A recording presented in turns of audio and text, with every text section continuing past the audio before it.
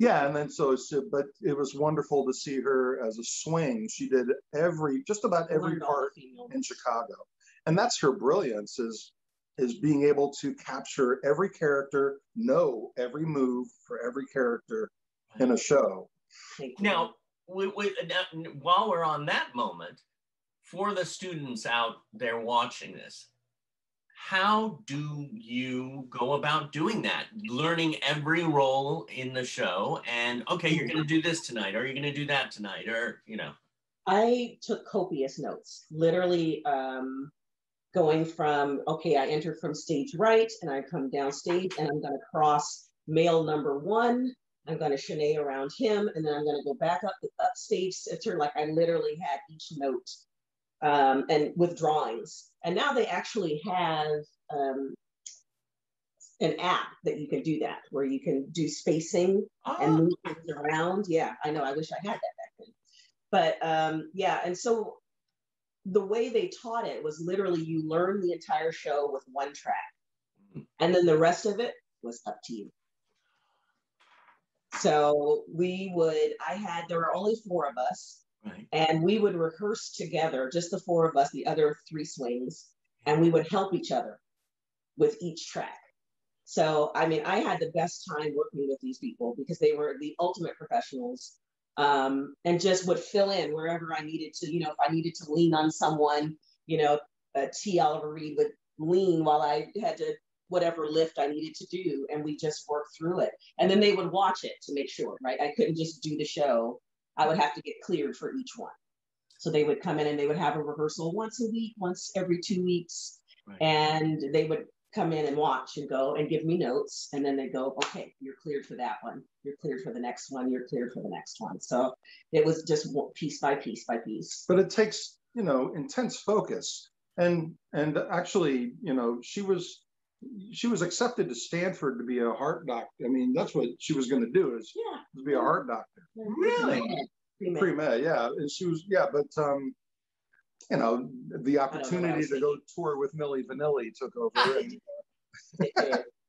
she became a dancer. Right. I did a Michael Jackson video. I love showing that off. Which one? Which one? It was Remember the Time. Yes! I do remember the time. Do you remember the time? No.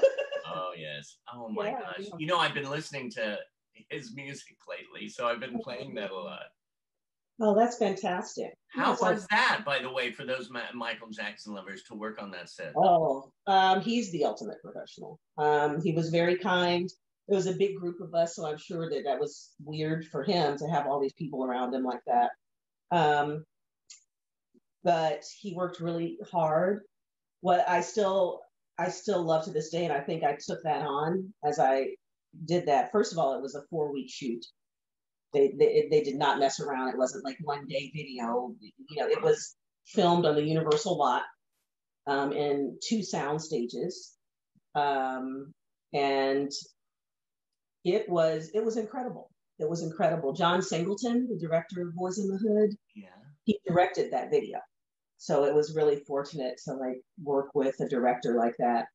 And I got to speak with Michael one time through the whole thing, but he and I had the same dance teachers as far as hip hop was concerned. And so I talked to him about that. And he goes, you know, Pop and Taco, you know, Skeet and Pete. I'm like, yeah. He goes, oh my gosh, they're incredible, you know. So I got to because he was a big idol of mine. I got to work with him.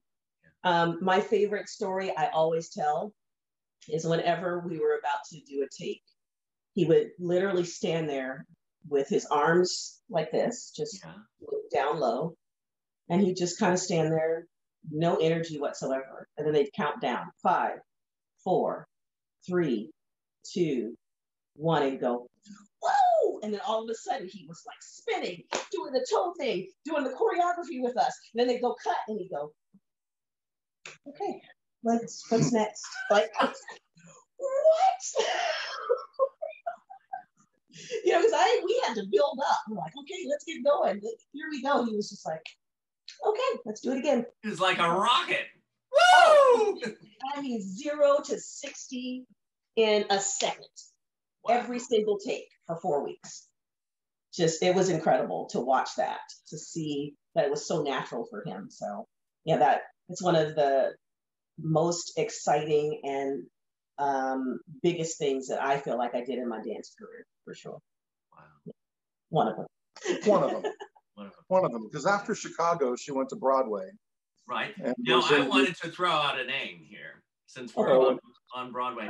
Can I say Ann Reinking? Yes, please. Oh my God. I was reading all of this for both of you, and thank you. I'm reading all that you have done, and that name just was like, I wanted to hear that story too. Oh man, well, she hired me for Chicago, the tour, and I was the youngest one there. It was my first national tour, and she could not have been more encouraging. She could not have been more giving to me. She really believed in me very much, and I don't know why. I don't know why she was so kind, but what I hear is that she's done that to so many dancers, so many dancers. She created a dance community, and I looked up to her so much. When I went off to do Fosse, she decided that I should be the dance captain for Fosse. And for me, that was a huge undertaking, you know. And I loved it. I absolutely loved it. It was terrifying all at the same time, of course. Well, yeah, because, you know, some of the performers in Fosse, well, they had been doing it. It had won the Tony Award the year before. No, the year of, and then I came in. Yeah, came in after. So she's now in charge of not just the dancers that brought that show to life and got it to a Tony Award, but dancers that danced for Bob Fosse. I mean, like original Fosse dancers were part of this company. And now she is giving them notes. I'm like, okay. Ben Vereen. I would go into his dressing room like, you're fantastic. If you could just give a note, and then I'd walk out going, this is my life. I just told Ben Vereen how to do it. I don't know. Like, I never really wanted to give him a note because it was Ben Vereen, you know, that was Bebe Neuwirth. I had a hard time. It's just that shift in your head. It's like, okay, I'm dance captain, here are the notes. And then you go, what did I just say? You're Bebe Neuwirth. Yeah. Hi. Here's your notes. Sorry. And this was, again, you were in New York and you were in California, Matt? No, I dragged him with me. We decided actually after that tour, because it was so difficult, that we would go together on anything that he and I. Yeah, I remember when she said, they want me to do Fosse on Broadway. I mean, should I take it? Yeah, because I had left him for an entire year. Yeah. I just thought, I can't do that again. My relationship is first and foremost for me. So our relationship is very important. So I literally had to go to him and go, should I take it? Because that means we'll have to move to New York. We'll have to move to New York. And then he goes, sure, let's go. And I was like, okay. I think the one thing that, you know, I talked about earlier when I was in high school, I had confidence. And I think I've always, you know, I left home when I grew up in the Bay Area, as you did, and I left for LA and I was 18, 19. And I didn't have fear about it. I just knew wherever I landed, you know, I would make it as we did. We made it home. We made it our home. Wherever we lived, whatever apartment was, whatever it was home. So I was always up for the experience. New York was a trip though. And being there during 9/11 was a trip as well. You know, it was a very interesting time to have lived in New York.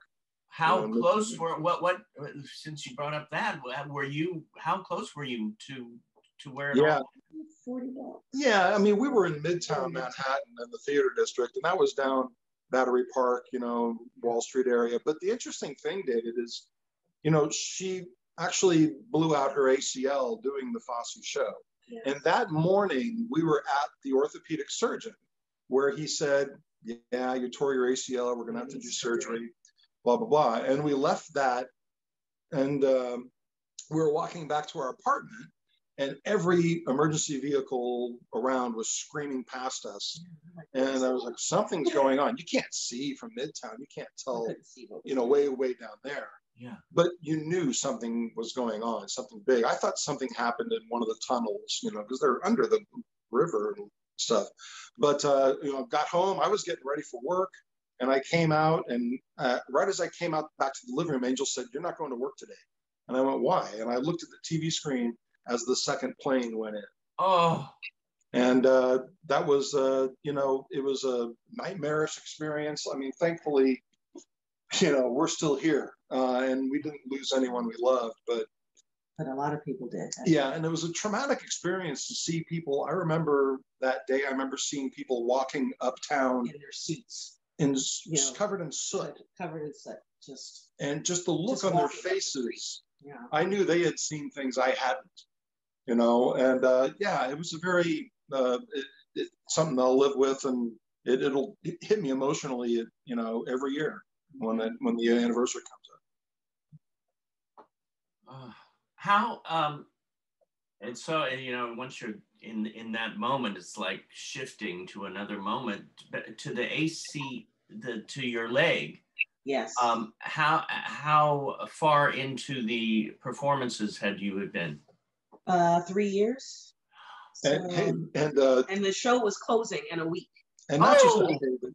Not only was it closing, but they were filming the show so that they could archive it and release it on DVD. And they were doing the scratch filming where they were positioning cameras and really getting a feel for the show. Yeah. So they knew where the cameras were and what shots to take and what have you when she tore her ACL. Yeah, there's a practice recording that they did, and that's where I got injured when I was. Yeah, and then the next day they did it for DVD, and she was not there, which. But you see my name scroll down, dance captain. That's it. Right. Yeah, that was tough because the injury wasn't. When you see it playing football games and stuff, there's this thing that happens, and they're all on the ground, and everybody runs in, and I just thought I'll put a knee brace on because it literally just popped, and then I finished the number. Like I just thought, oh, I hurt my knee, it'll be fine, and I finished the number and I walked off, and I was like, I need a knee brace, and when I went to put the knee brace on, my knee was the size of a cantaloupe. Oh. I went, uh-oh. And that was the moment that I felt pain, but for a good 5 minutes, I had no idea that it was that bad. Probably adrenaline, yeah. Yeah. But that was also what got us, at that point, because her knee was gone, she wasn't going to be able, the show was closing. I wasn't really doing anything stupendous. Okay, how do we get home? Mm-hmm. And I was constantly going, and we didn't have a car. You don't have a car in New York. So I was going, man, what if we have to evacuate and I got to carry her down 3 flights of stairs and hail a taxi?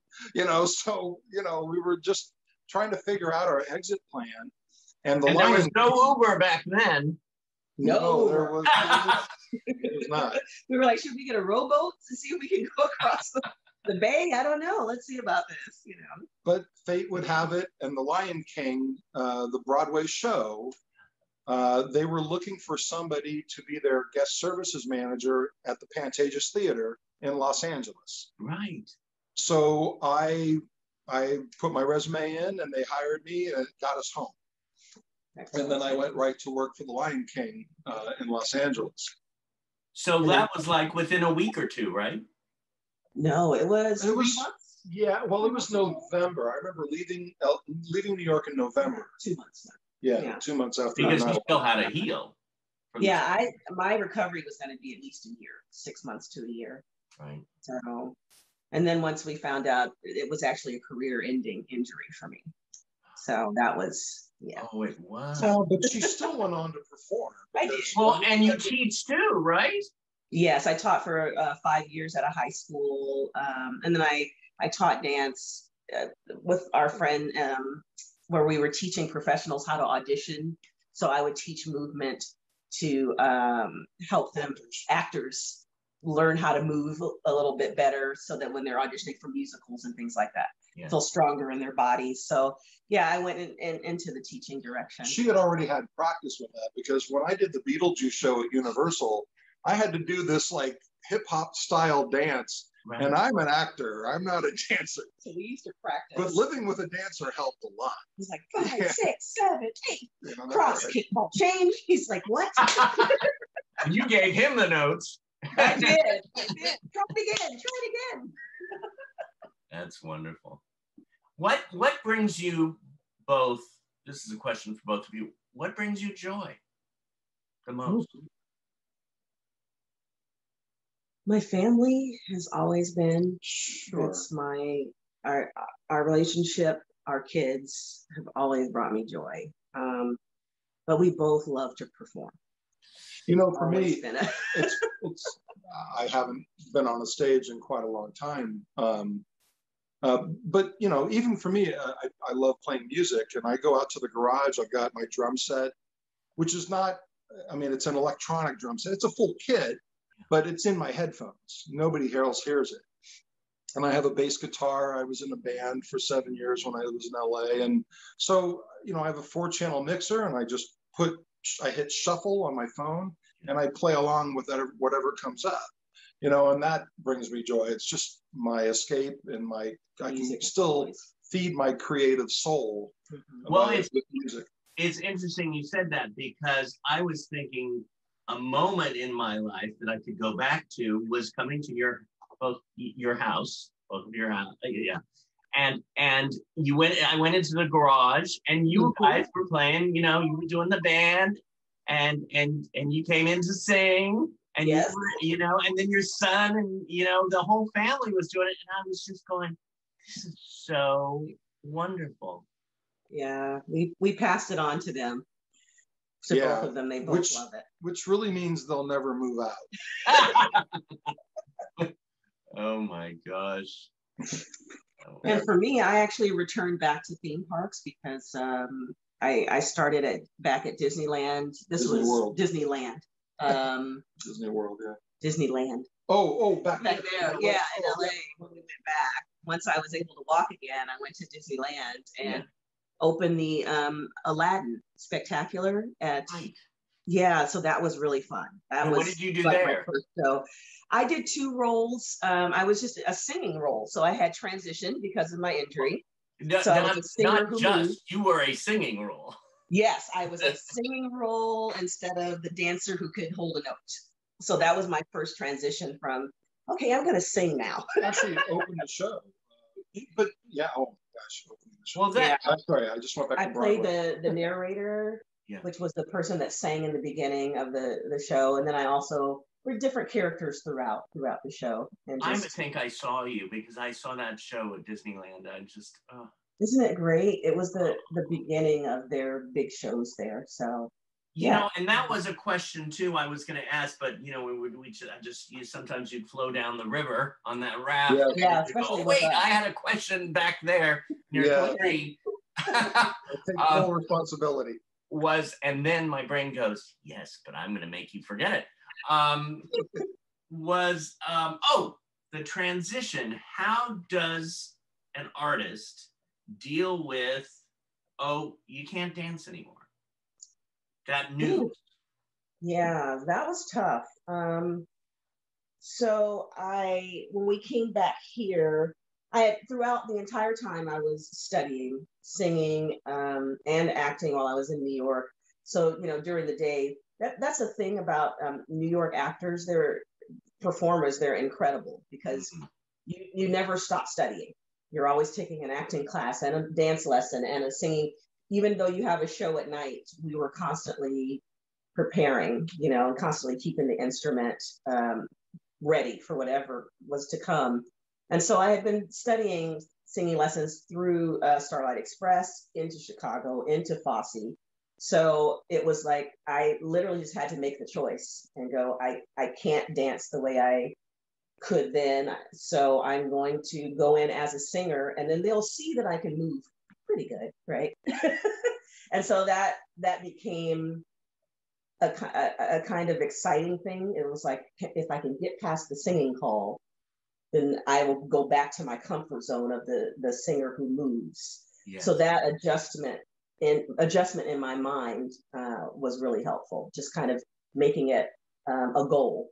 Let me get to the callback as a singer. That was my goal. And so as it continued to happen, then I go, okay, now I can wow them with the fact that I actually can dance, because they don't know that yet, you know? Yeah. You know, I couldn't be a professional dancer anymore, but I could still move. So well, when I heard your voice, because I've heard you sing, I'm going, oh, hello. I could just sit there all day and listen to you. And it's like, it's one of those voices that, you know, give you tingles through the whole. Oh, it's true. You. I would get goosebumps. Absolutely. Yeah, she opened the show on Broadway when she did Fosse in this beautiful blue velvet gown.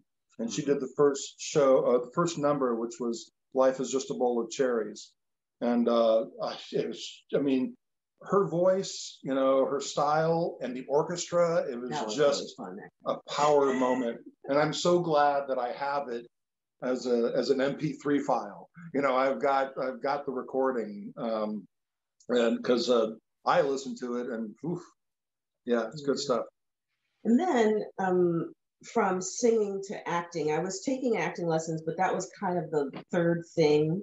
Yeah. That was kind of I'm still working on that as I was doing The Singer Who Could Move. And then we had Josh and Ash, and I hadn't been going to singing lessons as much. So then I was like, let's see if I can now be the actor that comes in the room, but surprise them with the fact that I'm actually a singer. So that it just kept adjusting. He laughs at me with that kind of stuff. So I just found a goal, you know, each time. So that's pretty much how that worked out. But not to say that it wasn't hard. Yeah. It was very difficult because I had done such beautiful and exciting work as a dancer, from theater to tours to videos. I had done a lot of work and really had set up my reputation to continue. When I got injured, I was getting called into 6 and 7 auditions in New York, you know, just like, and I would get the phone call and they go, oh, you're injured? Oh, sorry. And you know what? It's funny you said it, because she was actually, when 9/11 happened, she was actually supposed to have been in San Diego. What? The microphone went like, check, baby. It sounds like you're like, it's a little microphone now. Wait, we didn't do it. Try it again. Yeah, no, that's, I don't know. That's it. Excuse me, ladies and gentlemen, we're having a moment. Please stand by. That's why I love editing. That's why this is being taped. Although this is a great outtake. Yes, please. Still? Yeah, it's like you're like in a something. That was weird. It doesn't matter if I'm closer, right? Yeah, but it has a slight echoey. Do you have, is it the regular mic from the computer? No, I'm using actually my cell phone. Yes, that could be why. I'm not sure. Do you want to, I gotta remember where we left off, but do you want to sign back on and see what happens? Yeah. Yes. Oh, wait, what was that? Was that better? Yes! What happened? Nothing. I don't know. Now it's working? You're back. You're back from outer space. It's probably a satellite, or maybe Richard Branson flew over us. Right. Who's the owner of Amazon? Yeah, Jeff Bezos Bezos. Just another rocket. Right. Just another rocket. What was I saying though? I was saying something. I was going to tell a story. Yeah. The dancing, and you had to turn down auditions. And, yes. Yeah. When 9/11 happened, she was actually supposed to be in San Diego, putting up the new musical Dracula by Frank Wildhorn. But blew her knee out. Otherwise, she'd have been in San Diego, and I would have been in New York during 9/11, which would have been a very different experience. Yes. Oh yeah. For both of us. Absolutely. You know, but anyway, yeah, that was yeah. Anyway, moving on. Well, you know, I just love this right now because I'm just taking it in how beautiful a relationship can be. These two amazing artists who give and take and love each other and just go with the flow. It's sort of like, sometimes I use the word of amoeba, but it's sort of like you're both like in this, I don't know, now I'm getting chills. It's just so loving. I interviewed Lonnie Anderson a couple weeks ago. Oh, wow. I'm a huge fan. Such a sweetheart. And right at the beginning, her husband came on and was setting everything up. And I said, we could interview you. And then he stood in front and she says, no, it's mine. But then I emailed and thanked, and I did a month later, I interviewed him and she was in the background. So they were just like, they help each other. And to see the two of you together like this, again, it's like, makes me fell. That's my word right now. Yeah, it's been a huge blessing for sure. You know, it's interesting when I was a kid, my grandma would tell me, "There's somebody out there just right for you." Is the microphone messing up again? Yes. I don't know why. It's like,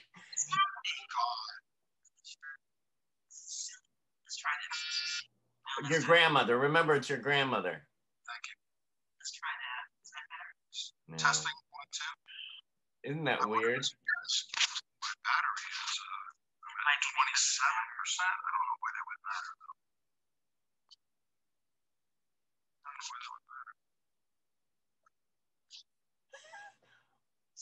We'll just, everybody just turn up the volume from now on when you're listening. Do you remember when we fell in love? We were young and innocent then.